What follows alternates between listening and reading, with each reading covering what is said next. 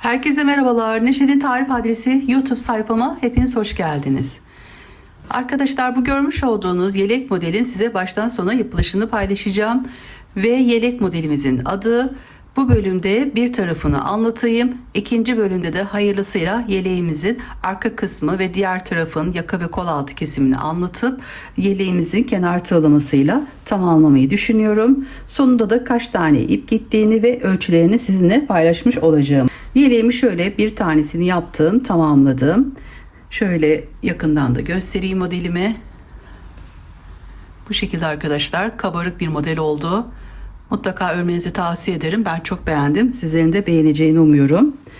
Çok güzel oldu. Evet, hayırlısıyla şöyle iplerimden size bahsedeyim. Bu örmüş olduğum ipin numarasını ve marka bilgilerini videomun altındaki açıklama kısmında paylaşıyor olacağım. Kullanmış olduğum ipin 100 gramında 550 metre bulunmakta. Şöyle ipimin inceliğini göstereyim. İnce bir ip arkadaşlar. Bu örmüş olduğum yeleğimi daha ince bir tığla ördüm. Şöyle 1.50 milimetrelik 5 no tığımla ördüm. Bu kısmını 9 olarak yaptım. Başlamış olduğum sayım, bu kısımları 33 sıra olarak yaptım. 8 tane 2'de çıkmış olduğum trabzanlarla toplam 33 sıra yaptıktan sonra bu kısımda 5 tane bıraktım. Burada arkadaşlar 9 tane bıraktım. Size bunun ölçülerini vereyim. Yapmak isterseniz bu ölçülerde bu ip tığ numarasıyla. Şöyle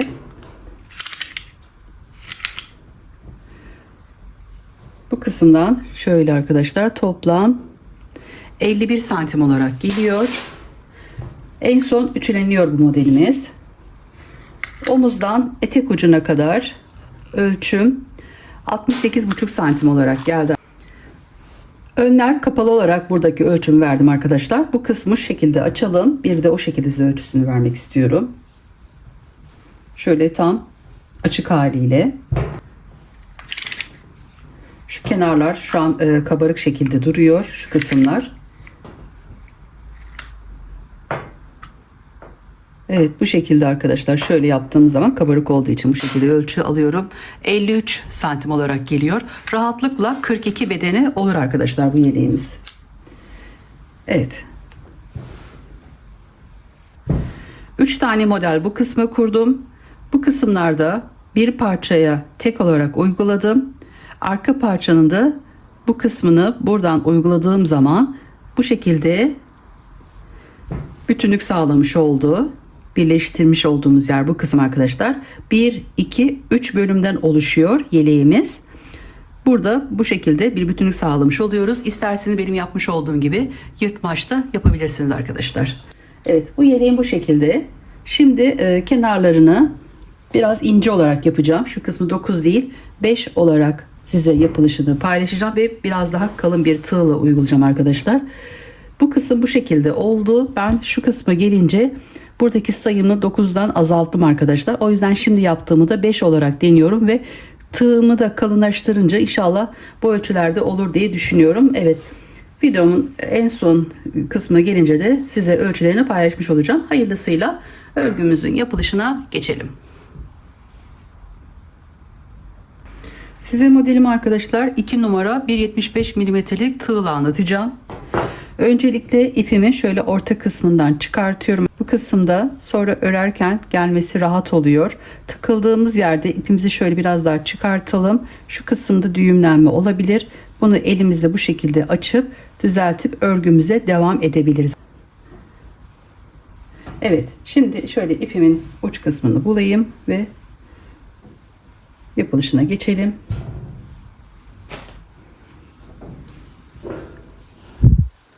Öncelikle modelimizin lastik yapılışıyla başlayacağız. Bismillahirrahmanirrahim diyerek örgüme başlıyorum. Toplamda arkadaşlar burada 10 zincir çekiyoruz. Çok fazla sıkı çekmeyelim.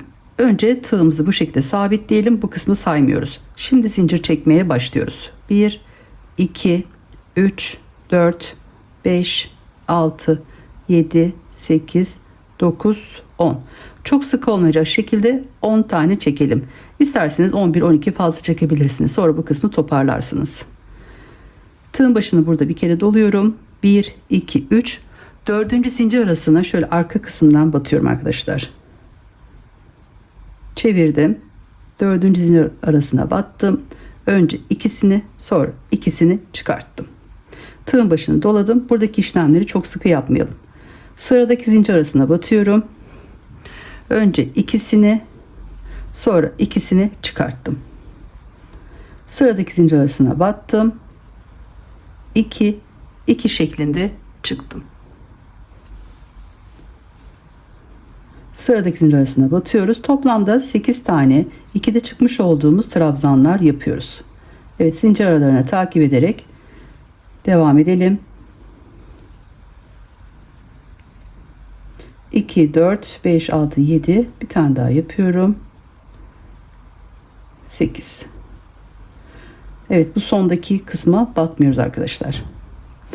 2 4 6 8 tane 2'de çıkmış olduğum trabzanlarımı yaptım. 1 2 3 zincirimi çektim ve geriye döndüm. Tığın başını doladım. Burada arkadaşlar dibine batmıyoruz. Onun yanındaki zincir arasına batıyoruz ve 2'de çıkıyoruz. Yanındaki zincir arasına battım. 2 2 şeklinde çıktım. Buradaki arkadaşlar 32 sıra bu kısmı yapacağız. Bu bizim bedenimizi belirleyecek. O yüzden çok sıkı yapmayalım. Toplam 25 santim oluyor benim ölçümde. 32 sıra olarak yapacağım. O yüzden çok sıkı olmadan bu işlemleri yapalım. 7 tane yaptım. 8.'yi bu alttaki 4 tane zincir çekip dönmüş olduğumuz yer var arkadaşlar. Bu kısma batıyorum. En üst 8 zincir arasına ve 2 2 şeklinde çıktım. Toplam 8 tane 2'de çıkmış olduğum trabzanlarda ikinci sıramı tamamlamış oldum. Dönüşlerde aynı şekilde 3 zincir çekiyoruz. Geriye dönüyoruz. Dibine değil, onun yanındaki zincir arasına batıp 2'de çıkıyoruz. Yanındaki zincir arasına battım. 2'de çıktım. Yanındaki zincir arasına batıp 2 2 şeklinde çıkıyoruz. Tüm zincir aralarına batalım. 8 tane 2'de çıkmış olduğumuz trabzanımız olsun. En sondaki alttaki zincir trabzanımızın en üstteki zincir arasına batalım. 2 2 şeklinde çıkıp 3 zincirimizi çekelim. Evet, ayrıntılı bir video olacağı için arkadaşlar size böyle bölüm bölüm paylaşacağım bunu. Sizin istekleriniz doğrultusunda bölüm bölüm paylaşmaya karar verdim. Şu an arkadaşlar ölçümüz 3 santim olarak geliyor. Toplam 32 tane olacak şekilde örüyoruz arkadaşlar. Şu an 3 tane ördüm. 32 tane olana kadar örüyoruz. Bu kısımdan başladım. Toplam 32 sıra ördüm arkadaşlar. Size şöyle ölçüsünü vereyim. Bu şekilde 25 santim olarak geliyor. Toplam 25 santim olacak şekilde ördüm. 3 zincir çekiyoruz. Bu kısma doğru örüyoruz arkadaşlar. Buradaki trabzanımızın, ilk trabzanımızın orta boşluğuna batıp 2'de çıkıyorum. Yanındaki zincir arasına battım. 2'de çıktım. Bu kenara arkadaşlar 5 tane dolduruyoruz. Şimdi lastiğimizin ikinci sırasının en üstteki trabzanın orta boşluğuna battım. 2'de çıktım. 1 2 3 4 tane oldu. Şimdi sıradaki zincir arasına batıyorum ve bu kenarda 5 tane bırakmış oluyorum arkadaşlar. Bu ikisinin içinde 5 tane doldurmuş oluyoruz. 5 tane kenarı bu şekilde doldurdum. 2 tane alttaki lastiğimin üst kısımlarını 2 zincir çektim. Tığın başını dolamadan sıradaki trabzanımın zincir arasına batıyorum. Sık iğne yapmış oluyoruz. 2 zincir çekiyorum. Şimdi tığın başını doladım. Sıradaki zincir arasına batıp önce ikisini, sonra ikisini çıkartmış oldum. Lastiğimde arkadaşlar 1 2 3 4. Dördüncü üst kısma batmış oluyoruz. 2 zincirimi çektim. Aynı batmış olduğum yere tekrar battım ve 2'de çıktım. Bu kısma bir V şekli yapmış oluyoruz arkadaşlar. Bu şekilde. 2 zincir çektim. Sıradaki zincir arasına battım. Tığın başını almadan bunu buraya sabitledim.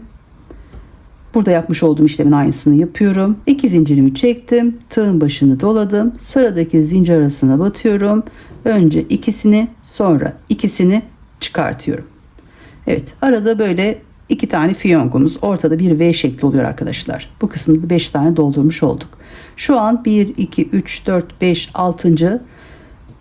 zincir arasına batmış oluyorum arkadaşlar. Şimdi bu kısımda 1 2 3 4 tane lastiğimizin arasına arkadaşlar batacağız. Toplam 10 tane 2'de çıkmış olduğumuz trabzanlar yapacağız. Şimdi ben burada ilk batmış olduğum yeri de sayıyorum 1 olarak. Ortadaki boşluğa batıyorum. İkinciyi yaptım. Bu kısmı tekrar tığın başını dolayıp tekrar batıyorum arkadaşlar. Bir tanesinin orta kısmına 2 tane batmış oluyoruz. Sonra yanındaki zincir arasına battım. Sıradaki orta boşluğa battım. Zincir arasına battım. Bu kısımlarda sadece ortaya bir tane batmış oluyoruz. Sadece başta 2 tane orta boşluğa batmış oluyoruz. Sonra yanındaki zincir arasına toplam 1 2 3 tanesini doldurdum arkadaşlar. 2 4 6 8 tane oldu. Toplam 10 tane olacak. Şimdi dördüncüsünün orta boşluğuna battım ve zincir arasına battım. Evet. Şimdi toplam 10 tane 2'de çıkmış olduğum trabzanları bu kısımdaki 4 tane lastiğimin arasına ayarlayıp bu kısmı doldurdum arkadaşlar. 1 2 3 4 tanesinin içine. Şimdi bu kısmı yapmış olduğumuz işlemleri birebir aynısını yapıyoruz. 2 zincirimi çektim. Sıradaki zincir arasına tığın başını almadan battım. Sık iğnemi yapmış oldum. 1 2 zincir tığın başına doladım. Sıradaki zincir arasına batıyorum. Orta boşlukları değil arkadaşlar. Zincir aralarına battım. Bu şekilde bakın bir fiyonk şeklimiz oluşmuş oldu. Şimdi 2 zincir çekip V şekli yapacağız. Aynı yere tekrar zincir arasına battım ve 2'de çıktım. 2 zincir çektim. Sıradaki zincir arasına batıp tekrar buraya bir fiyonk yapmış oluyoruz arkadaşlar. 2 zincir tığın başını doladım. Sıradaki zincir arasına battım. Evet, 2'de çıktım. Burada yapmış olduğum işlemlerin birebir aynısını bu kısımda uyguladım. Toplam 1 2 3 4 tane lastiğimize aynı şekilde buradaki yapmış olduğumuz işlemleri yapıyoruz arkadaşlar. Tığın başını aldım. Buradaki orta boşluğa battım. 2'de çıktım. Aynı şekilde tekrar aynı yere battım. 2'de çıktım. Zincir arasına batıyorum. Evet, söylemiş olduğum gibi buradaki lastiğimizin içine 2 tane doldurmuş olduk orta boşluğuna. Şimdi bunları tek olarak dolduruyorum. Buraya bir tane yaptım. Sonra zincir arasına. Ortaya bir tane yaptım. Sonra zincir arasına. Orta boşluğa yaptım ve zincir arasına. Sayıyorum. 2, 4, 6, 8, 10. 10 taneyi 1, 2, 3, 4 tane lastiğin içine doldurmuş oldum arkadaşlar. Sonra 2 zincir çekiyorum.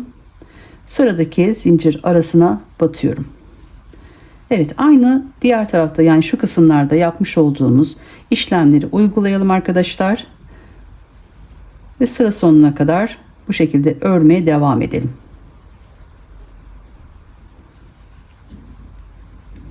Evet.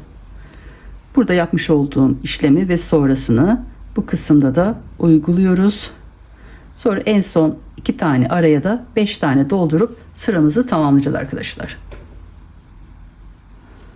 Şöyle sona doğru yaklaştım arkadaşlar. Burada fiyongumu yaptım. V şeklini yaptım. Buraya zincir arasına battım. 2 zincirimi çektim. 1, 2, 3 sıram kaldı. Şimdi sıradaki zincir arasına batıyorum. Bu 2 taneyi de 5 tane olacak şekilde dolduruyoruz. Ortaya bir tane battım. Sonra zincir arasına battım. Orta boşluğa battım. Ve en kenardaki zincir arasına batıyorum. Evet, bu 2 tanenin içine de 5 tane doldurmuş oluyoruz bu şekilde. Dönüşlerde 3 zincir çekiyorum ve geriye dönüyorum. Evet, birinci sıramızı yaptık. Şu an örgümüzü çevirdik. İkinci sıramıza geçtik. Burada tığın başını bir kere doluyorum. Dibine değil, onun yanındaki zincir arasına battım ve 2'de çıktım. Yanındaki zincir arasına battım, 2'de çıktım. Bu şekilde zincir aralarına batıp 2'de çıkmış olduğumuz 5 tane trabzanımız oluyor arkadaşlar. Evet, kenarda böyle 5 tane bıraktım ben. İki tarafta aynı şekilde eşit olarak bıraktım. 1, 2, 3, 4 zincir, tığın başını doladım. Burada bir V şekli var. Bu orta boşluğuna battım. 2'de çıktım. Evet. Bu sıramızda arkadaşlar ilk önce 5 tane buraya 2'de çıkmış olduğumuz trabzanları yapıyoruz. 4 zincirle V'mizin orta kısmına batıyoruz.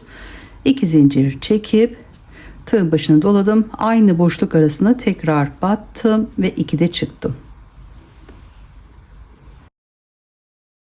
4 zincir çekiyorum. Tığın başını doladım. Burada 10 tane trabzanımız vardı. İlk trabzanımızın üstündeki zincir tepesine batıyorum. Arasına 2'de çıkıyorum. Evet, burada 10 tane 2'de çıkmış olduğumuz trabzanların hepsinin üzerine bu şekilde dolduruyoruz. 2'de çıkmış olduğumuz trabzanlar yapıyoruz. Evet arkadaşlar, bunları yine oynatma listesine koyacağım. O kısmına ulaşabilirsiniz. Sayfamın başında videolar, shortlar var, oynatma listesi diye. O kısımdan bölüm bölüm paylaştığım yelekler, tüm yeleklerim o kısımda arkadaşlar. Hepsine birebir oradan ulaşabilirsiniz.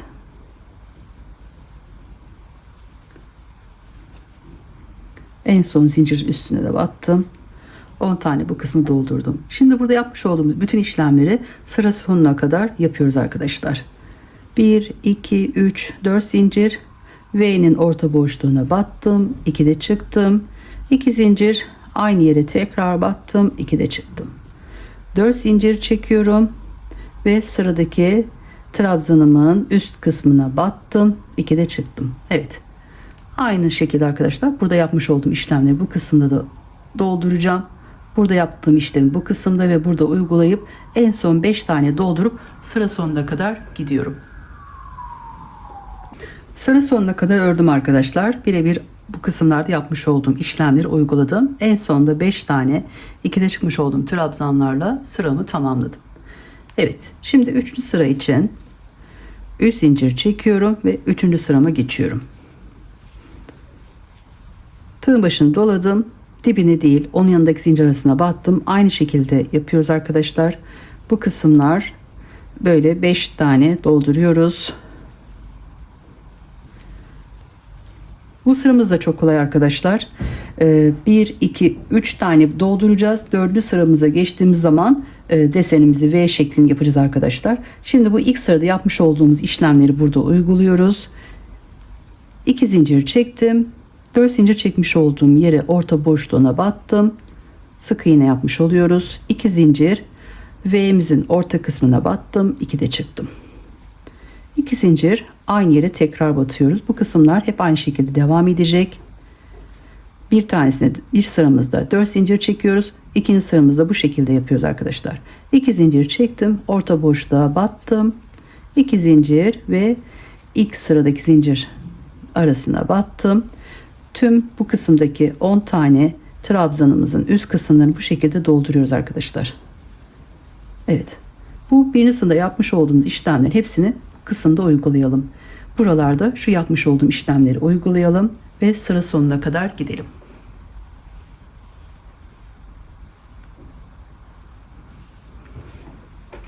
Sıramı tamamladım. Aynı şekilde bu kısımlarda aynı işlemleri uyguladım ve bu aralara da 10 tane doldurdum arkadaşlar. Kenara da aynı şekilde 5 tane yaptım. En son zincir arasına batıp yukarı çıktım. Evet, şimdi 1, 2, 3 zincir çekiyorum ve geriye dönüyorum. Dibine değil, onun yanındaki zincir arasına battım. 2'de çıktım. Evet, aynı şekilde 5 tane dolduruyoruz. 5 tane yaptım. Şimdi bu kısımda 4 zincir çekiyorum ve boşluğuna battım. 2'de çıktım. 2 zincir orta boşluğa battım. 2 de çıktım. 1 2 3 4 zincir, tığın başını doladım. Şimdi arkadaşlar bakın, bu kısımda 1 2 3 sıra olduktan sonra artık burada desenimizi kuracağız. Bu 2 taneyi önce dolduruyoruz. Birinci kısma battım, 2 de çıktım, bir tane daha yapıyorum, 2 de çıkıyorum. Evet, bu şekilde arkadaşlar. Modelimizi kurmak için burada 1 2 3 4 5 6 7 8 zincir çekiyorum. Şu ilk sırada yapmış olduğum 10 tane 2'de çıkmış olduğum trabzanları şu kısımdan sayıyorum. 1 2 3 4 5. 5'in şöyle yanındaki, şuradaki yani arasındaki boşluğa bu şekilde tığımı şu şekilde batıyorum arkadaşlar. Bakın şöyle bu kısımdan, buradan şöyle katlı bir şekilde katlayıp buradan çıkıyorum. Bunu buraya sık iğne olarak sıkıştırıyorum ve 2 zincir çekiyorum. Bu şekilde döndürüp tığın başını bir kere doluyorum. Bu 8 tanenin içini şimdi dolduracağız arkadaşlar. Öncelikle boşluğa batıp hepsini bir ilk çıkartıyorum arkadaşlar. Tığın başını sonra doladım. Aynı boşluğa battım. Önce ikisini, sonra ikisini çıkarttım. Bu 1 2, şu en baştakini saymıyorum. 1 2 3 4 5 6 7 8 9 tane yaptım. 2 zincir çektim. İlk başta yaparken bu şekilde duracağı için arkadaşlar şu kısımdan şöyle batıyorum. Bakın tığım bu şekilde şuradan aradan aynı yere batıyorum ve buradan çıkartıyorum. Şöyle sıkıştırıp bu kısma, bu tarafa doğru gideceğim için bu şekilde battım. Şimdi arkadaşlar şöyle tutuyorum. Burada 2 tane yapmıştık. Şu kısım 2 tane. Tığın başını doladım. Şimdi sıradaki 3. araya batıyorum. Trabzanımı yapıyorum. Toplam 6 tane dolduruyorum şu an. 2 3 4 5 6 tane trabzanımı yaptım. 2 tane kalacak burada. Şimdi V'mizin diğer tarafını yapacağız arkadaşlar. 1 2 3 4 5 6 7 8 zincir çektim. Aynı araya tekrar batacağım. Buradan saydığım zaman yine aynı şekilde tam orta kısmı bulduk. 1 2 3 4 5 aynı yer yani arkadaşlar. Şu şekilde şöyle çeviriyorum. Aynı yere batıyorum arkadaşlar. Şöyle yakından göstereyim bakın. Şurada aradan şu şekilde battım. Buradan şöyle bir sık iğne yapıyorum. 2 zincir çekip dönüyorum. Böyle tığın başını doladım. Buradaki orta boşluğa battım. Hepsini bir önce çıkartıyorum. Bunu 1 olarak saydım. Tığın başını doladım. Artık 2 2 yukarı doğru çıkacağım. Evet, toplam bu şekilde arkadaşlar. Şöyle 9 tane 2'de çıkmış olduğumuz trabzanımızı yapalım. Şimdi yukarı doğru yaptım arkadaşlar. Şimdi ilk baştakini, şu kısmı saymıyorum. 1 2 3 4 5 6 7 8 9 tane 2'de çıkmış olduğum trabzanımı yaptım. Burada 2 zincir çekiyorum. Bu kısmı yaparken direkt bu şekilde ön kısımdan battım. Sık iğnemi yaptım. Sonra şöyle elimde şöyle düzeltiyorum. Tığın başını doladım. Şimdi burada 2 tane kalmıştı alttaki trabzanlarımızdan. Bu kısımları burada tamamlıyorum. Evet. Bu şekilde ilk V'mizi yaptık arkadaşlar. Birinci modelimizi kurmuş olduk. Şimdi 4 zincirimi çekiyorum. Tığın başını doladım. V'nin orta boşluğuna battım. 2 2 çıktım. 1 2 zincir. Aynı araya tekrar battım ve 4 zincirimi çekiyorum. Tığın başını doladım. 10 tane trabzanımızın olduğu yerin birinci ve ikinci arasını dolduruyorum. buradaki işlemin birebir aynısını uyguluyoruz. Toplam 8 zincir çekiyorum. 5, 6, 7, 8. Aşağıdan sayıyorum. 1, 2, 3, 4, 5. 5. araya bu şekilde batıyorum. Araya. Bunu buraya sık iğne yapıyorum. Sıkıştırıyorum. 2 zincirimi çektim. Geriye döndüm. Tığın başını doladım. Önce bu üçünü bir çıkarttım. Sonra tekrar tığın başını dolayıp önce ikisini sonra ikisini çıkarttım. Döndükten sonraki olanla birlikte şöyle 1 2 sayıyorum. 9 tane olacak. 3 4 5 6 7 8 9 2 zincirimi çekiyorum. Birinci kısmı bu şekilde şöyle düzgün durması için bu tarafa doğru olması için şu kısımdan battım. Yönünü bu şekilde ayarlayıp şöyle düzeltiyorum. Tığın başını doladım. Üçüncü trabzanımın arasına, zincir arasına battım. Dördüncü. Burada toplamda 6 tane, yani şu 2'den sonra şimdi battığımız sıramız 6 tane olacak. 2, 4, 5, 6. 6 bu kısımda, 2 de burada var. 8. Geriye 2 tane kalmış oluyor. Yine aynı şekilde 8 tane zincir çekiyorum. 5, 6, 7, 8. Bu şekilde döndürüp aynı araya batıyorum. Buraya sıkıştırıyorum. 2 zincir çekiyorum ve geriye dönüp şimdi buradaki çekmiş olduğum zincir arasına battım. Üçünü bir burada çıkarttım. Sonra 2 2 şeklinde trabzanlar yapıyorum. 1 2 3 4 5 6 7 8 9. 2 zincir çekip tekrar aynı yere battım, sıkıştırdım. Başını almadan batıyoruz. Sonra tığın başını dolayıp burada 2 tane kalan trabzanlarımızı dolduralım.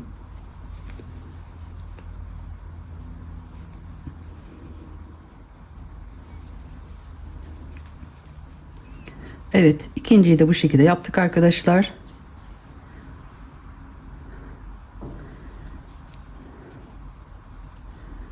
Elimizi böyle düzeltelim. Sonra 1 2 3 4 zincir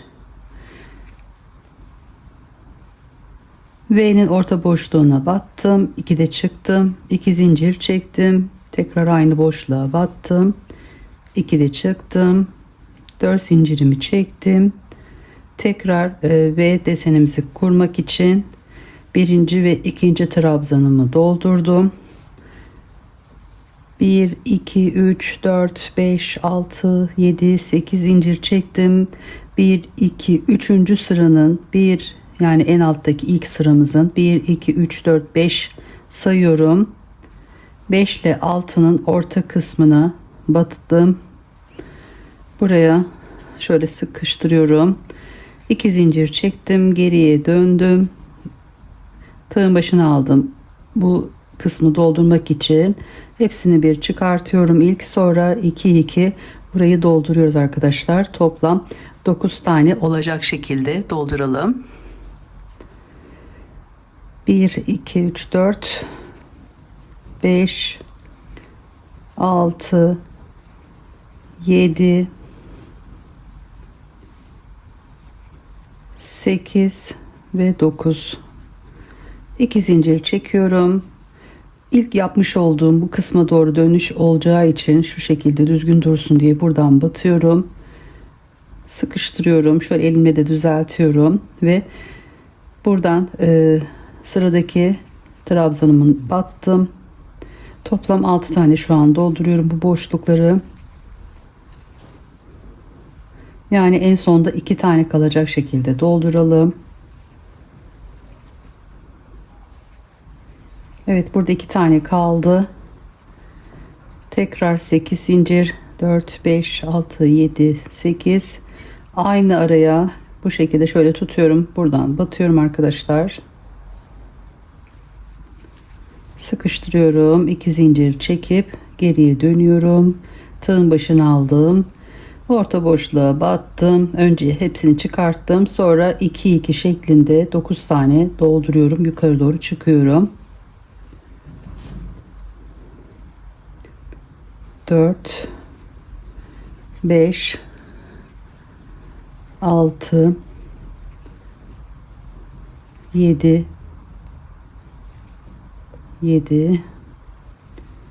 8 9, 2 zincir çektim, aynı yere battım tığın başını almadan, şöyle elimle düzelttim, kalan 2 tane trabzanımı da üst zincir aralarına batıp dolduruyorum. 1 2 3 4 zincir, V'nin orta boşluğuna battım, 2 zincir çektim, tekrar aynı boşluğa battım, 1 2 3 4 zincir, sonda kalan 5 zincirlerimizin üst kısımlarını da dolduralım.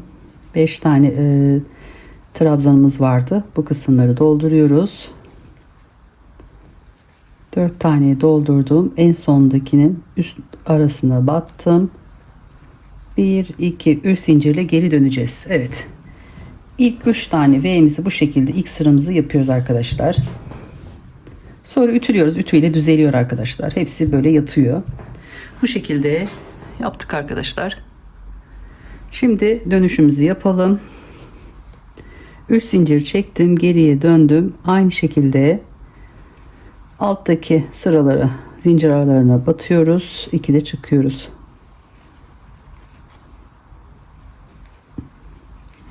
2 zincir çektim, 4 zincir çekmiş olduğum yere battım, tekrar 2 zincir, V'nin orta kısmına battım, 2 de çıktım, 2 zincir, aynı yere tekrar battım. Evet, bu kısımlarda arkadaşlar aşağıda yapmış olduğumuz sıralamalara dikkat ederek örüyoruz. Orta boşluğa battım, 2 zincir, tığın başını doladım. Şimdi ilk birinci trabzanımızın zincir arasına battım, doldurdum arkadaşlar. Sonra tığın başını doladım. Şimdi buradaki V'miz bu şekilde durmasın diye ben bunu bu şekilde şöyle tutuyorum. Şu ikinci zincir arasına batıp bu kısımdan da arkadaşlar şöyle ara kısmına batıyorum. Burayla birlikte örüyorum. Yani bu kısım biraz daha şöyle yatsın, düzgün olsun diye. Sonra buradaki trabzanlarımızın üstündeki zincir aralarına batalım. 6 tane dolduralım. 2 3 4 5 6 tane yaptım. Şimdi bu kısma doğru buradaki ilk baştaki araya batınca bir yandan V'mizin şu ara kısmına batıyorum, en üstteki, buradan çıktım ve yanındaki zincir arasına batıp bu şekilde sıkıştırdım ve sıramı tamamlamış oldum arkadaşlar. Evet, bu iki uçtan toparlıyoruz, bu şekilde daha düzgün oluyor. Evet, tersten de bu işlemleri yapacağız arkadaşlar. 2 zincir, tığın başını almadan orta boşluğa battım. 2 zincir, V'nin orta boşluğuna battım. 2 de çıktım. 2 zincir, orta boşluğa battım. 2 de çıktım. 2 zincir, boşluğa battım. Tekrar 2 zincir. Birinci trabzanın üstteki zincir arasına battım. Tekrar yapayım şöyle. Arada zincir kaçmış oldu gibi. 2 zincirimi çektim. İlk trabzanın şöyle arasına battım.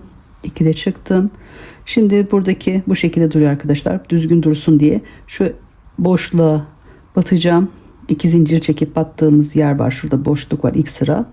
Hem de bu kısımdaki zincir arasına batarken bir yandan da bu kısmı da şöyle içine alıyorum, şu kısmı. Buradan bu şekilde 2 de çıkıyorum. Sonra ortadaki zincir aralarına da batıyorum.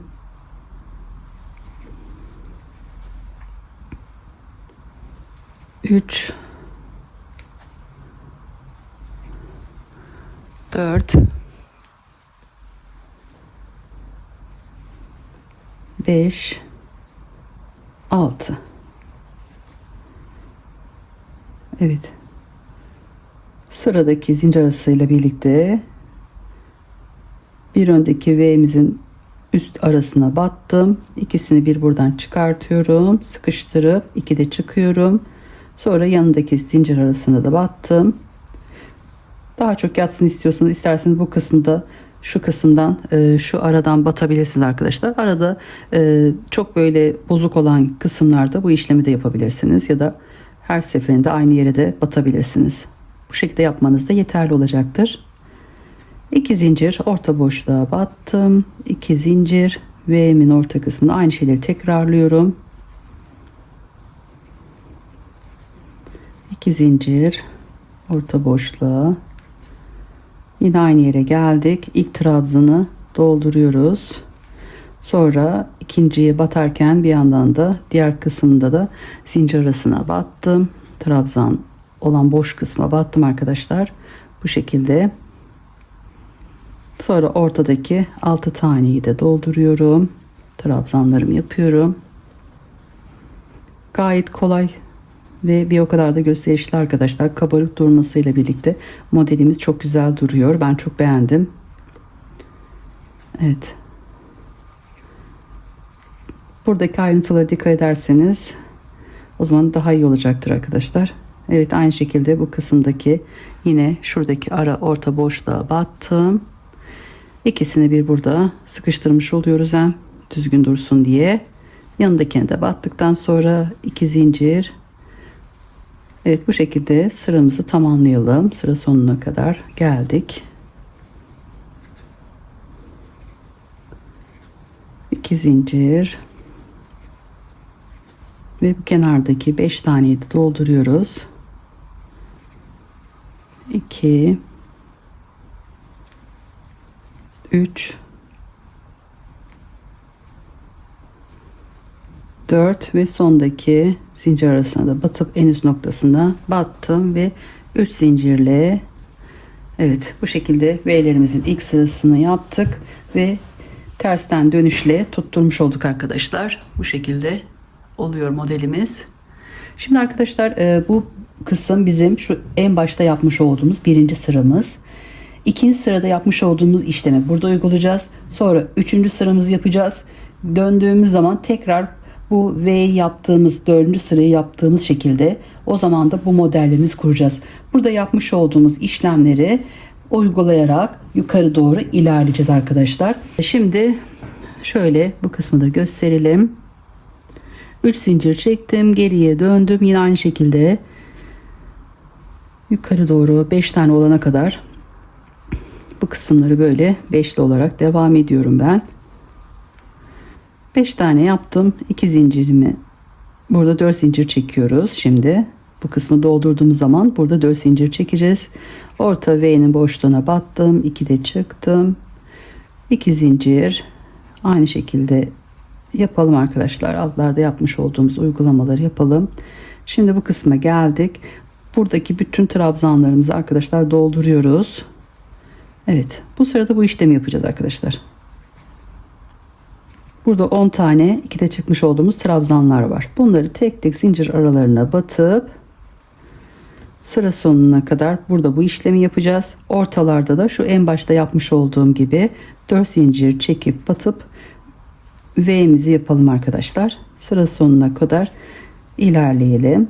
Sonra tersten tekrar aynı işlemleri yapacağız. Yöne geldiğimiz zaman da tekrar modelimizi kuracağız arkadaşlar. Evet, 4 zincir.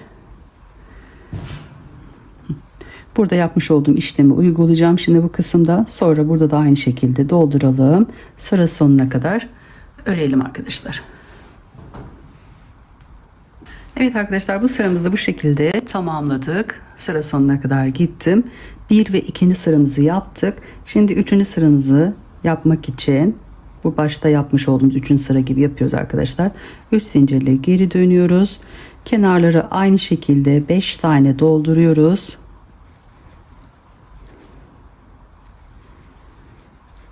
İki zincir orta boşluğa battım. V'mizi yapıyoruz burada 2 tane zincirle. Evet, aynısı, birebir aynısı arkadaşlar, hep kısımlar. Bu kısma da geldim arkadaşlar. Aynı şekilde dolduralım. Bu kısımlar çok kolay. Yani 3 sıra bu şekilde ilerliyor arkadaşlar. Sonra 4. sıramıza gelince döndüğümüz zaman buradaki desenimizi kuruyoruz arkadaşlar. V'lerimizi yapıyoruz. Evet. Aynı şekilde bu kısmını dolduruyorum. Burada yapmış olduğum gibi bu araları da doldurup sıra sonuna kadar gidiyorum. Sona kadar ördüm arkadaşlar. Sıramı tamamladım. Yine aynı şekilde 3 zincirimizi çekiyoruz. 5 tane bu kenarı dolduruyorum.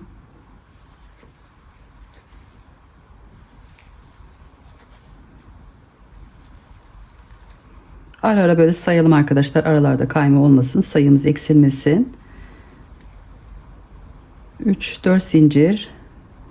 Tığın başını doladım. V'nin orta kısmına battım. 2 zincir çektim. Aynı yere tekrar battım. 1, 2, 3, 4 zincir.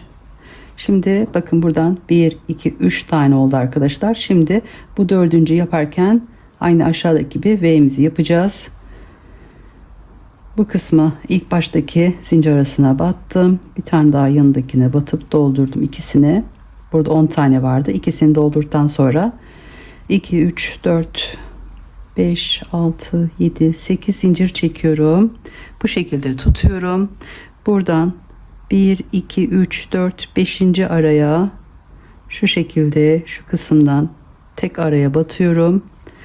Sıkıştırıp 1, 2 zincirle geriye dönüyorum. Şimdi bunun içine batacağım. Tığın başını doladım bir kere. Burada 3 tanesini bir şöyle hepsini bir aradan çıkartıyorum. Sonra 2, 2 şeklinde çıkıyorum yukarı doğru.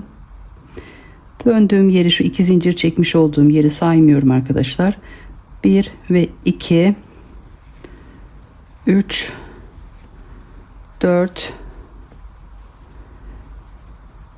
5, 6, 7, 8, toplam 9 tane 2'de çıkmış olduğum trabzanımı yapıp 2 zincir çektikten sonra modelin şu şekilde düzgün durması için buradan değil arkadaşlar, şu şekilde şu kısımdan, şuradan, bu kısımdan batmış oluyorum. Buraya sıkıştırıyorum ve şöyle elimle düzeltip, şimdi bu ikisini yapmıştık. Üçüncü olan tepeye batıyoruz zincir arasına. Orta kısımda 6 tane doldurmuş oluyoruz. 1, 2, 3, 4, 5, 6, sonra 8 zincir. 4, 5, 6, 7, 8. Yine aynı şekilde aynı araya buradan batıyorum bu şekilde. Bunu buraya sıkıştırıp 2 zincir geriye döndüm. Şimdi bunun için aynı şekilde dolduruyorum. Önce hepsini bir çıkarttım.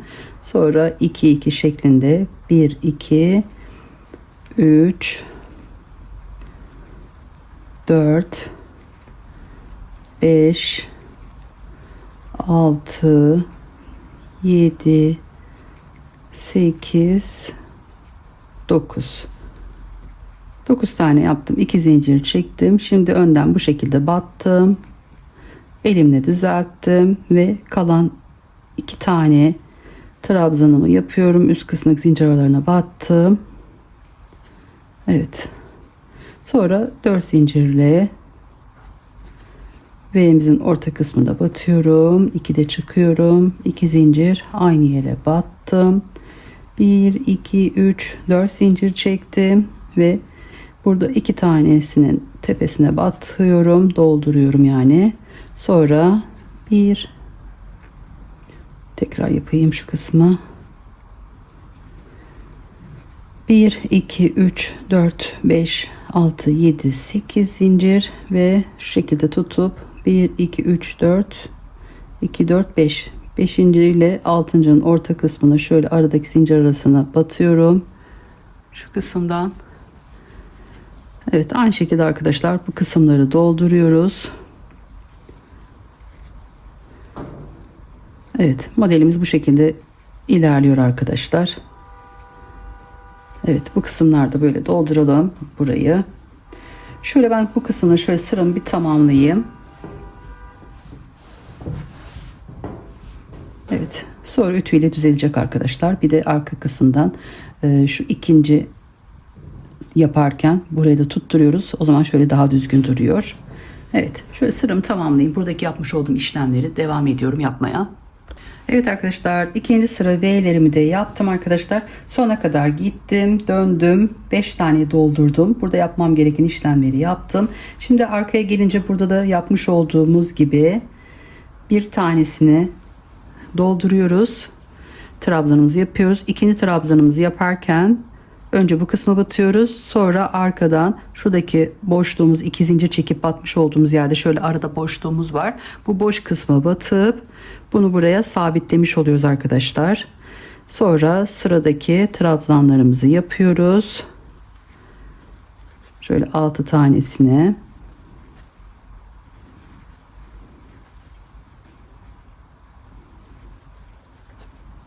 Doldurduktan sonra bu kısma geldim. Burada 2 tane var. Önce bir tanesini sıradaki karşıdaki V'mizin uç kısmındaki ara boşluğa battım. Buradan 2 2 çıktım ve sıradaki tek kalan trabzanımı da üstünden battım. Bu şekilde yaptım. İsterseniz arkadaşlar çok hani böyle bozuk durduğunu düşünüyorsanız aralarda bozuk olan yerlerde de yapabilirsiniz. Buraya battıktan sonra bu kısımdan da şöyle uç bir tane şöyle kenardaki zincir arasına batıp iki şeklinde çıkabilirsiniz. Yani fark eden bir şey yok arkadaşlar. İsterseniz böyle tek ya da bu şekilde çift olarak kenarına batabilirsiniz. Şu kısım şöyle daha düzgün olsun diye. Sonra zaten ütüyle de gayet güzel oluyor. Daha güzel duruyor arkadaşlar. Evet, bu şekilde bu sıramızı tamamlıyoruz. Sonra 3 tane olunca tekrar 4. sırada modelimizi kuruyoruz. Ben şöyle bir tarafını yapmıştım. Yine oradan da göstereyim arkadaşlar. Bu şekilde olacak. Evet. Bir ön parçamızı bu şekilde yapacağız arkadaşlar. 1, 2, 3, 4 tane yapıyoruz. 5.'yi yaparken bu kenarda da bu şekilde bütünlük sağlaması için bu kısımla bir V oluşsun diye buradaki bu V'lerimizin tek kanadını yapıyoruz. Bu kısımda olduğu için bu tarafa doğru yapıyorum arkadaşlar. Yani şöyle kremde göstereyim, daha ayrıntılı, daha açık olacak. Yani buradaki gibi arkadaşlar. Yapmak isterseniz bu sıraya gelince bir tarafı bu şekilde yapacağız. Arkaya yaptığımız zaman da bu kısımdan da bu tarafa doğru yaptığımız zaman bu işlem oluşuyor arkadaşlar. Evet, isterseniz bu kenar bu şekilde düz devam edebilirsiniz. Ya da benim yapmış olduğum gibi yapmak isterseniz anlattığım şekilde yapabilirsiniz. Şimdi 2 tanesini yaptık. 3, 4, 5.'yi yapacağım. 5. yaparken bu kenarda şimdi bu tarafı yaptığım için onu da şöyle göstereyim. Şimdi bu kısımda burada yaptığım için bu tarafında bu kısımda olması gerekiyor arkadaşlar. Buna dikkat edelim. Yani yeleğimiz bu şekilde olacağı için buradan geldiğim zaman bu kısma kuracağım. Sadece burada yönüne dikkat etmemiz gerekiyor. Bunu sizinle beraber bu kısmını yapalım arkadaşlar. Ben şöyle bir 5. sıraya geleyim. Bu V'lerimizi yapacağımız zaman beraber yapalım arkadaşlar. Şimdi örmeye devam ediyorum bu şekilde. Evet.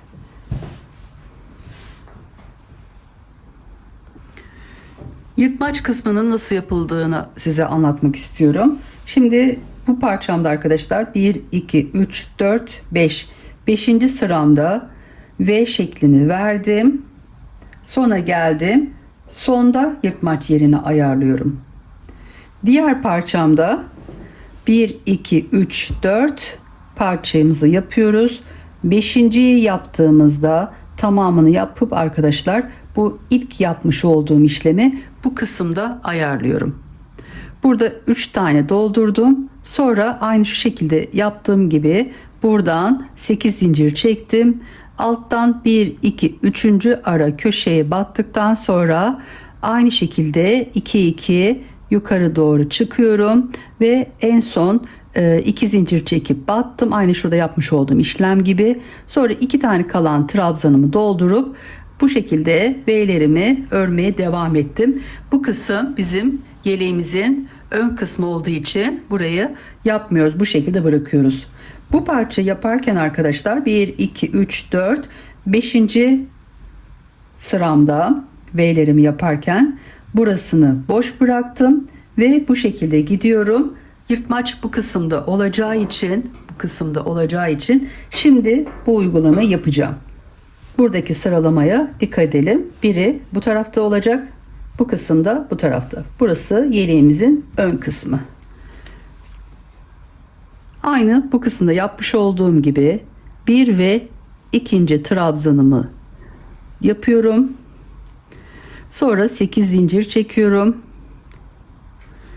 4, 5, 6, 7, 8. 8 zincirimi çektim. Buradan sayıyorum. Bu kısım değil. 1, 2, 3. 3. sıramın en sonundaki zincir arasına şu şekilde batıyorum arkadaşlar. Bunu buraya sık iğne olarak şöyle sabitliyorum. 2 zincirimi çekiyorum. Buradan da sayınca 1, 2, 3, 4, 5. olan kısım oluyor arkadaşlar. Döndüm. Şimdi bunun içini dolduracağım. Önce buradaki üçünü bir şöyle çıkartıyorum. Bunu da sayıyoruz. 1, 2, 3, 4, 5, 6, 7, 8, 9. 9 tane yaptım. 2 zincirimi çektim. Aynı burada yapmış olduğum uygulamayı yapıyorum. Bu tarafa doğru batıp buradan şöyle sıkıştırıyorum. Sık iğne şeklinde yapıp şöyle yerini düzeltip burada kalan 3 tane var arkadaşlar. Bu kısmı dolduruyorum. 3 tane trabzanımı dolduruyorum. Evet, en son üstteki zincir arasına batıp sıramı tamamladım. 3 zincirimi çekiyorum. Geriye dönüp yanındaki zincir arasına battım. Onun yanındaki. Sonra bu kısma geldim. 2 tane kaldı burada. İkinci böyle zincir arasına batınca buradaki yapmış olduğumuz V'nin düzgün durması için ara kısmını ikisini bir batıp ikisini bir buradan çıkarttım ve 2 de çıktım. İsterseniz bu kenarlarda bu bir tane kalanın arasına da batıp aynı şekilde bu kısımda en uçtaki şöyle zincir ara kısmına batıp aynı şekilde sıkıştırabilirsiniz arkadaşlar. Daha düzgün durması için kenarlarda bu işlemi yapabilirsiniz. Sonra 2 zincir ve tığın başını dolayıp orta kısma batıyorum. V şeklimizi yapıyoruz arkadaşlar. 2 zincir orta boşluğa battım. Sonra diğer araya birinci trabzanımı yaptım. İkinci trabzanı yaparken bir yandan bu kısma baktığımız zaman düzgün olduğuna emin olunca bunu da buraya sabitliyoruz. Evet, sonra bu şekilde örüp sona gelince son 2'de de aynı işlemi uyguluyoruz. Evet, burada da son ikinci olan yerde de aynı şekilde burayı düzelteceğiz arkadaşlar. Evet, kenar bu şekilde oluyor arkadaşlar. Evet, isterseniz böyle yatık olması istiyorsanız ikisini birden kenarlarda yapabilirsiniz. Evet, yeleğimi bu şekilde arkadaşlar yukarı doğru örmeye devam edeceğim. Bu kısımdaki size sayımı vereyim. 1, 2, 3, 4, 5, 6, 7, 8, 9, 10, 11. 11 sıra olana kadar örmeye devam ediyorum. 11 sıra yaptım, tamamladım. V'leri sayalım baştan. 1, 2, 3, 4, 5, 6, 7, 8, 9, 10, 11, 12, 13, 14, 15. 15 tane yaptım. Şöyle ölçüsünü de vereyim. Elden ele değişir arkadaşlar. Benim şu anki ölçüm 46 santim olarak geliyor.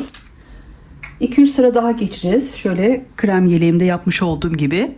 Şimdi buradaki işlemimizi yapacağız arkadaşlar. Kol altına 1, 2, 3 sıra geçiyoruz. Sonra kol altı ayrımımızı yukarı doğru bu kısımdan başlıyoruz arkadaşlar. Evet, şimdi şöyle başlayalım.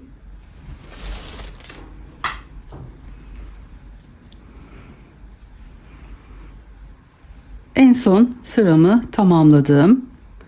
V'leri yaptım. Burada 3 zincir çekiyorum.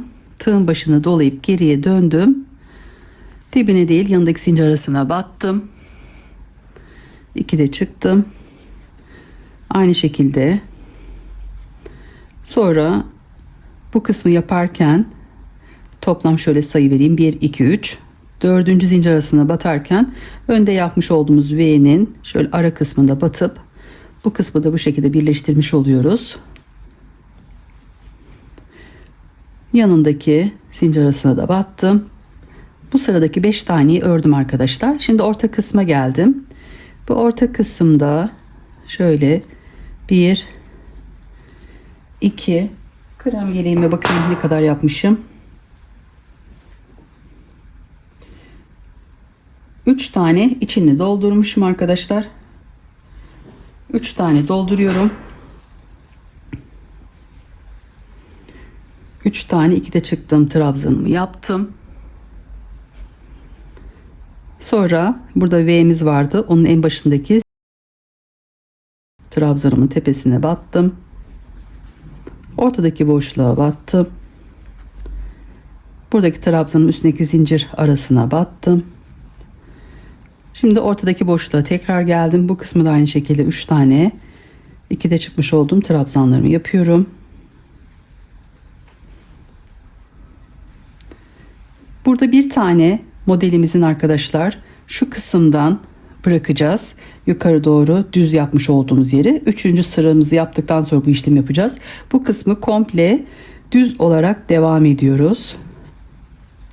İkinciyi yaparken buradaki V'imizi de düzeltelim ön kısımdan. Bununla birlikte bu kısma batıp arkadan da şöyle V'imizin arasındaki zincir arasına boşluğa battım. 2 de çıktım. Sonra yine sıramı takip ediyorum.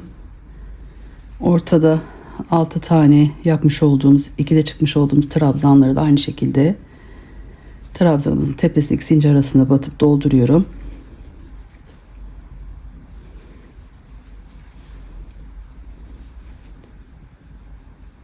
Evet, şimdi bu kısma geldim. Buradan ve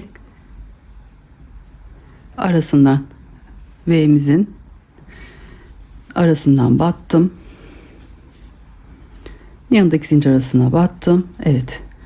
Bu kısmı bu şekilde dolduruyoruz arkadaşlar. Şimdi artık modelimizin burada nasıl yapıyorsak o şekilde devam ediyoruz.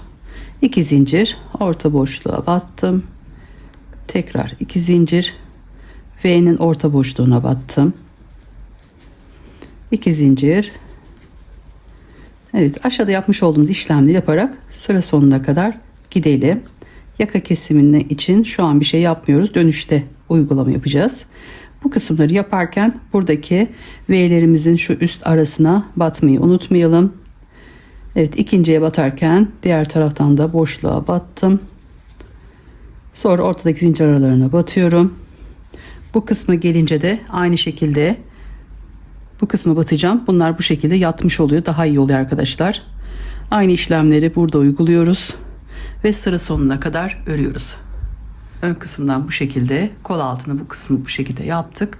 Ve buradaki işlemlerimi tamamladım. Sıra sonuna geldim. 3 zincirimi çektim. Bu kenarda olan kısmı aynı şekilde dolduruyoruz. 2 de çıkmış olduğumuz trabzanlar yapıyoruz. Toplam 5 tane var. Evet, bu 5 taneyi yaptım. Burada bir zincir çekiyorum. Şimdi yaka kesimine bu kısımda artık başlıyorum. Burada birinci sıramı yaptıktan sonra dönüşümde yaka kesimi için bir zincirimi çektim. Orta kısımları batmayıp direkt V'nin orta boşluğuna batıyorum. 2 de çıkıyorum. 2 zincir çektim. Orta boşluğuna battım. Evet. Bu şekilde bu kısmı yapmadan kesimimizi uygulamış olduk. Bu kısımda sadece bir zincir çektim. Normalde 4 zincir çekmem gerekiyordu. Bu işlemi yapmıyorum. Sadece bir zincir çekip bu V yapıyoruz. Sonra tekrar 4 zincir çektim ve karşı taraftaki trabzanımın üst zincir arasına battım ve bu kısmı 10 tane dolduracağım. Evet, aynı aşağıda yapmış olduğum, şuradaki yaptığım işlemleri uyguluyorum. Bu kısma gelince 2'de çıkmış olduğum trabzanları sıra sonuna kadar örüyorum. Sıramı tamamladım arkadaşlar. Bu kısmı yaka kesimini yaptık. Buradan bu şekilde devam ettim. Bu kısma gelince altta yapmış olduğum, batmış olduğum yerlere hepsini teker teker battım ve sıramı tamamladım. Evet, bu kısım bu şekilde. 3 zincirimi çekiyorum. Geriye dönüyorum. Bir sıra yaptık. İkinci sıramızı tamamladık. Şimdi üçüncü sıramızı, son sıramızı yapacağız bu kısım için. Bir dahaki dönüşümüzde şurada yerimizi belirleyip yukarı doğru örmeye devam edeceğiz. Evet, kol altı kesiminin olduğu yerdeyim. Evet, bu şekilde arkadaşlar tüm trabzanlarımız üstteki zincir aralarına batacağım. Bu kısma kadar öreyim. Bu kısmı doldurdum arkadaşlar. 1 2 3. sıramızı doldurdum. Şimdi 2 zincir çekiyorum ve orta boşluğa battım. Tekrar 2 zincir, V'nin orta boşluğuna battım. 2 zincir, aynı yere tekrar batıyorum. 2 zincir, orta boşluğa, sonra 2 zincir, trabzanın üstündeki zincir arasına battım. Bu kısmı dolduruyorum. Burada yapmış olduğum işlemi bu kısımda uygulayıp bu kısma kadar örüyorum. Sıra sonuna şöyle kesim yaptığım yere geldim arkadaşlar. Birebir aşağıda ilk sırada kesim yaptığım gibi bu kısmı devam ediyorum. Dönüşte hiçbir kesim yapmıyoruz. Sadece bir zincir çekiyoruz. Kenardaki bu beşliği dolduruyoruz arkadaşlar. 3 4 toplam 5 tane 2'de çıkmış olduğum trabzanlarımın üst kısımlarına battım ve dönüşte 3 zincirimi çektim, geriye döndüm. Evet, bu kısımda arkadaşlar artık V'lerimizi yapacağız. 2 tanesini, bu bir tanesi artık bu şekilde aşağıda kaldı. Bu 2 tanesini yapacağız arkadaşlar. Şöyle kenardaki beşliği dolduralım.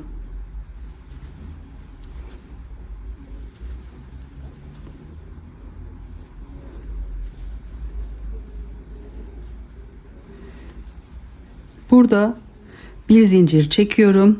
V'imizin orta kısmına, boşluğuna battım. 2'de çıktım. Sonra 1 2 3 4 zincir çektim ve bu kenardaki trabzanımın üstündeki ilk sıradaki zincir arasına battım. Bir tane daha dolduruyorum. Evet, burada yaka kesimini de bu şekilde ayarladım arkadaşlar. Burayı bir tane battım. Buradaki V'mizi yapmıyoruz. O zaman biraz daha bu kısım içe doğru toparlanmış oldu. 2 tanesini doldurdum. 1 2 3 4 5 6 7 8 tane zincirimi çektim. Buradan sayıyorum. 1 2 3 4 5 5 ile 6'nın orta kısmından şöyle tek bir zincir arasını alıp bunu buraya sabitledim. 2 zincirimi çektim. Tığın başını dolayıp battım. Hepsini birlikte çıkardım. Tığın başını doladım. 2'de çıktım. Toplam 9 tane bu işlemi yapıyoruz. Şu kısımdan sayıyoruz. 1 2 3 4 5 6 7 8 9 tane yaptım. 2 zincir. Bu kısma doğru gittiğim için şu şekilde buraya araya battım ve şöyle toparlayıp bunu buraya sıkıştırıp sabitliyorum. Şöyle elimle düzeltip sıradaki trabzanımın üst kısmına battım. Evet, bu arada toplam 6 tane trabzanımızı dolduralım. 2 3 4 5 6 tekrar 3 4 5 6 7 8 zincirimi çektim. Aynı araya batıyorum.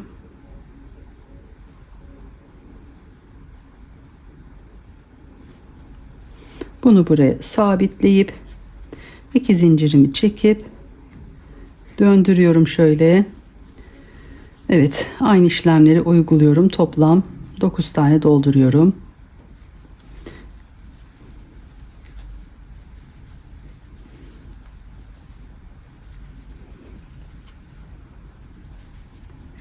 Altı, 7, 8, 9. 2 zincir çekip artık düz bir şekilde bu kısma battım. Geri 2 tane trabzanım kaldı. Şöyle düzelttim bu kısmı. Şöyleydi. Şu şekilde düzelttim. 2 tane trabzanımı dolduruyorum. Evet, şimdi şöyle orta kısma, bu kısma geldim. 1, 2, 3, 4 zincir. V'imizin orta kısmına batıp 2 de çıkıyorum.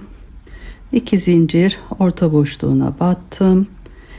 4 zincir. Evet, kenardaki trabzanlarıma geldim. Bir tanesini doldurdum. Bir tanesini daha dolduruyorum. Sonra şu an bu kısımda yapmış olduğum işlemleri yapacağım. 8 zincir çekiyorum. Buradan 5. araya batacağım. Dolduracağım.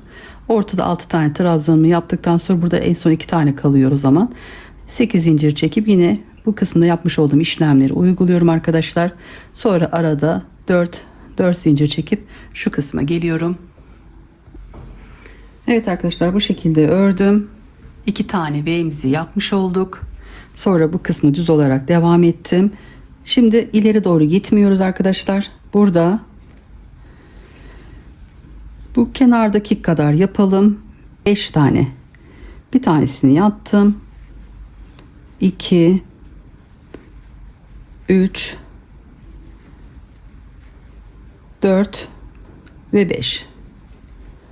Toplam 5 tane olarak doldurdum. Sonra buraya kenar oyası yapacağız. Kenar oyası yaparken şu kısım biraz daha şöyle köşeli olarak batarsınız. Şu kısım biraz daha şöyle azalsın. Evet, buraya 5 tane yaptım. 5 tane de bu kısımda var. Şöyle şu kısma doğru kadar geleceğiz. Burada bir tanesini keseceğiz. Tek bir tane ortada kalacak. Onu yukarı doğru devam edeceğiz. 3 zincirimi çekiyorum. Artık bu kısımda beşerli olarak kenarda yukarı doğru devam edeceğiz. Evet, geriye döndüm. Tüm trabzan tepelerine batıp kenardaki 5 taneyi dolduruyorum. Evet, bu sırada arkadaşlar bu kısımda yaptığım gibi yapıyorum. Buraya kadar geliyorum. Bu kısımları şöyle tutup şu aradaki boşluğa batmayı unutmayalım. Yatsın yani şu kısımlar şöyle düzgün olsun diye.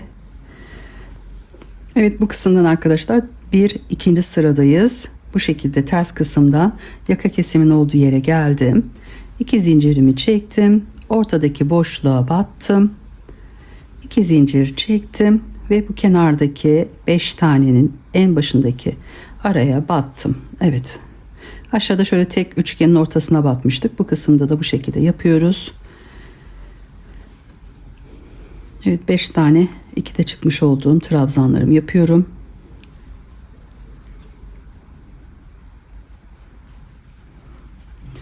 Bir, 2, 3 zincirle geriye dönüyorum. Şuradaki 3 zincirlerimizi çok sıkı yapmayalım. Aynı şekilde kenardaki beşliği yapıyorum.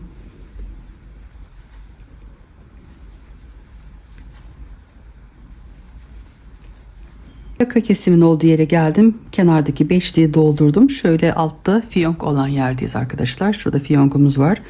Evet, bu kısımda da ikinci sıramız tamamladık. Şimdi üçüncü sıramızı yapacağız. 5 tane yaptıktan sonra burada artık sadece 2 zincir çekiyorum. Birinci değil, şöyle ikinci zincir trabzanın tepesine batıyorum. Bu altta yapmış olduğumuz işlemi bu kısımda artık küçük küçük böyle yapıp buraya bitireceğiz arkadaşlar. Bunu kaybedeceğiz. Evet, o yüzden şu ilk birinci trabzanıma değil, onun yanındaki trabzanın üst zincir arasına battım. Yanındakine battım. Sondan da bir tane bırakalım. Baştakine yapmıyoruz. Sondan da bir tane yapmayalım. Yani toplam 4, 5, 6, 7, 8 tane yapmış oluyoruz. 2 tane eksiltmiş oluyoruz arkadaşlar. Bir dahaki sıramızda biraz daha azaltırız. Bunu kaybettireceğiz artık. Yani şu üçgenimizi bu kısımda yapmayacağız. 2, 4, 6, 7, Bir tane daha yapıyorum. 8. Evet, toplam 8 tane yaptım. Şu başta ve sonda tek trabzanlarımın üstlerine batmadım. 1 2 3 4 zincir V'nin orta kısmına batıyorum. 2 zincir, 2 3 4 zincir. Evet, bu kısmı gelince de hepsini yapıyoruz arkadaşlar. Tüm trabzanlarımızın üst kısımlarını dolduruyoruz burayı. Bu kısmı da aynı şekilde yapıp bu kısma kadar örüyorum. Üçüncü sıramı da doldurdum. Kol altının olduğu yerdeyim. 1 2 3 zincirimi çektim. Geriye döndüm. Aynı şekilde kenarı dolduruyoruz. Dördüncü sıramıza geldik. Ters kısımdayım. Şöyle beşinciyi de yapayım. 5 taneyi doldurdum. 2 zincirimi çektim. Orta boşluğa battım. 2 zincir V'mizi yapıyoruz. Arada 2 zincir. Evet, 2 zincir boşluğa batıyorum. Tekrar 2 zincir çektim. Şimdi buradaki 10 tane dolduralım arkadaşlar. Sonra burada yapmış olduğum işlemi bu kısımda yapıyorum. Yine burada azaltmamızı yapacağız. Bu kısma kadar öreyim. Arka kısımda 2 zincirimi çektim. Buradan 1 ve 2 trabzanımı atlıyorum. 3. trabzanıma battım. Zincir arasına. Şimdi burada trabzanlarımızı yapalım arkadaşlar. Aynı şekilde son 2'yi de bırakalım. Evet, en başta şöyle 10 yapmıştık, sonra 8. Şimdi bu kısımda arkadaşlar 4 tane yapmış oluyoruz. 4'e düşürdüm. Burada 2 tane yapmadım. 2 zincir çekiyorum. Buradaki orta boşluğa, bir altta 2 zincir çekmiş olduğum orta boşluğa battım. Evet, sonra tekrar 2 zincir çektim. Bu kenardaki beşliği yapıyorum.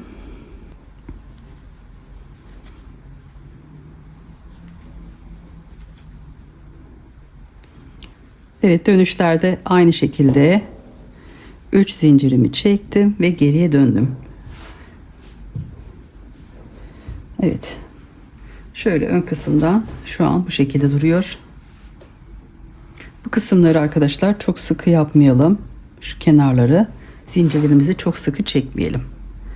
Evet, bu kısımda bu şekilde oluyor arkadaşlar. Aynı şekilde 5 taneyi dolduruyoruz.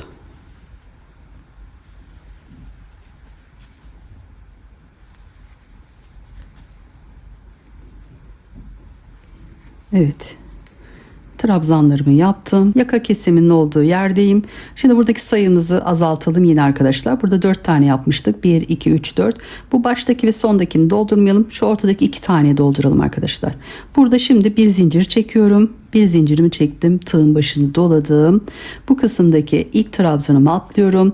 İkinci trabzanıma şöyle biraz bu kısmını şöyle toplu olarak yapalım. Gevşek yapmayalım. Şuradaki delik çok açık olmasın. Sonra yanındaki trabzanı da aynı şekilde battım ve sıramı takip ediyorum. Şu an yapmam gereken 4 zincir V'nin orta kısmına battım. 2 zincir orta boşluğa battım ve evet, şöyle de yakından göstereyim yapmış olduğumu. Bu beşliği yaptım. Bir zincir çektim. Kenarlardaki bir taneleri doldurmadım. Sadece ortadaki ikiliyi doldurdum arkadaşlar. Sonra 4 zincirimi çektim. V'mi yaptım. Evet, yaka kesimimiz bu şekilde. Sonra 4 zincir çekiyoruz. 1, 2, 3, 4 zincir. Diğer tarafa battım. Artık burada bir tane V'mizi yapacağız arkadaşlar. Bakın 1, 2, 3. sıramızı yapmışız. Bir trabzan daha dolduruyoruz. Başta 2 trabzan dolduruyorduk. 3, 4, 5, 6, 7, 8 zincir çektim. Buradan sayıyorum. 2, 4, 5. 5 ile 6'nın orta kısmına battım. Evet, burada V'mizi yapalım arkadaşlar. Aynı aşağıda anlatmış olduğum gibi bu kısmı yapalım. Sıra sonuna kadar örelim. Sıramı tamamladım arkadaşlar. Burada V şeklimizi yaptık. Sırayı tamamladım. Şu an 1, 2, 3, 4, 5. 5. sıradayız. Şimdi 6. sıramızı yapalım. Buradaki işlemleri aşağıda yapmış olduğumuz gibi uygulayıp yaka kesimin olduğu yere gelelim. Evet, artık arkadaşlar bu kısımda yaka kesimimizi tamamlamış oluyoruz. 2 tane zincir çektim, orta boşluğa battım. 2 zincir çektim, V'mi yaptım. Şimdi burada aynı şekilde 2 zincirimi çekiyorum, orta boşluğa battım. 2 zincirimi çektim. Artık burada kenardaki beşliği yapıyorum. Evet, artık bundan sonra yukarı kadar bu işlemleri uygulayıp devam edeceğiz arkadaşlar. Kesimlerimizi tamamlamış olduk. Dönüş için 3 zincir, kenardaki beşliği yapıyorum.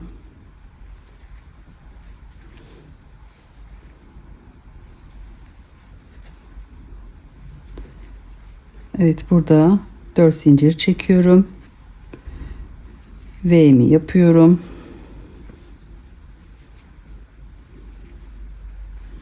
Bir, iki, üç, 4 zincir.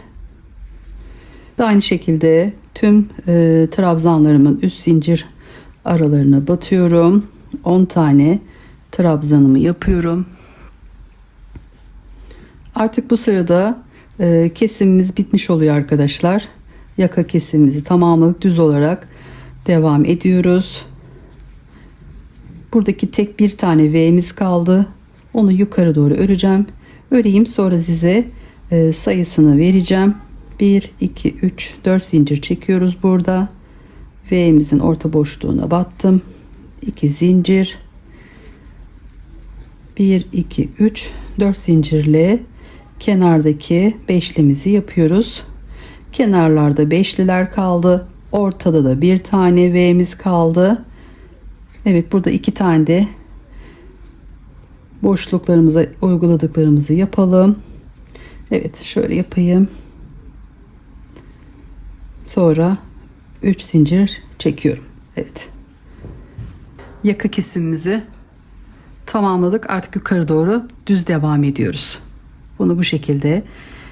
Şimdi döneceğim. Dönüşte 3. sıra bitecek. 4. sıra gelince tekrar buraya bir tane V'mizi yukarı doğru devam ediyoruz. Bu kısımlar düz şekilde devam edecek. Aynı buradaki yeleğimdeki gibi arkadaşlar.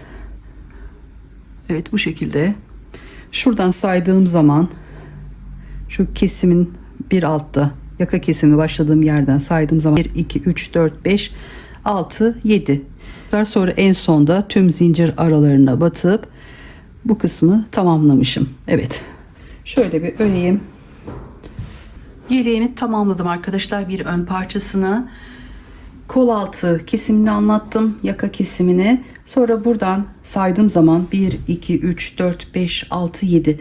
7 tane motif daha, yani V şeklini yapmış oldum. En sonda V şeklini yaptıktan sonra tersten şu kenarları tutturdum. Sonra bir sıra daha geçtim.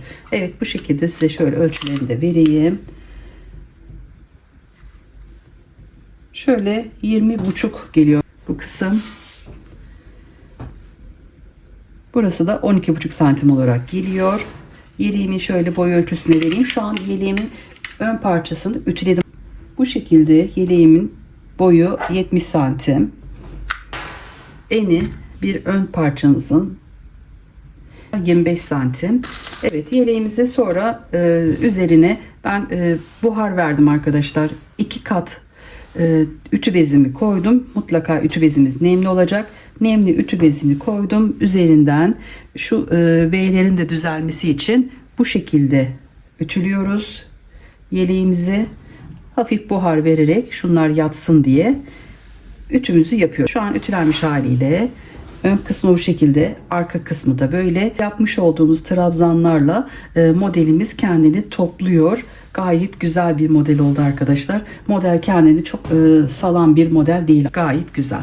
Evet, bu şekilde birinci bölümde bir tarafını anlatmış oldum. Hayırlısıyla ikinci bölümde de diğer tarafı koltuk altına kadar örmüştüm. Size kol altı kesimi, yaka kesimi, şu kısımlardaki yine sayılarından bahsedeyim. Hayırlısıyla arka kısmının yapılışını anlatayım. Size ölçülerini vereyim. En sonunda da bitmiş ölçüleriyle görüşmek üzere. Kendinize iyi bakın. Allah'a emanet olun. Hoşça kalın.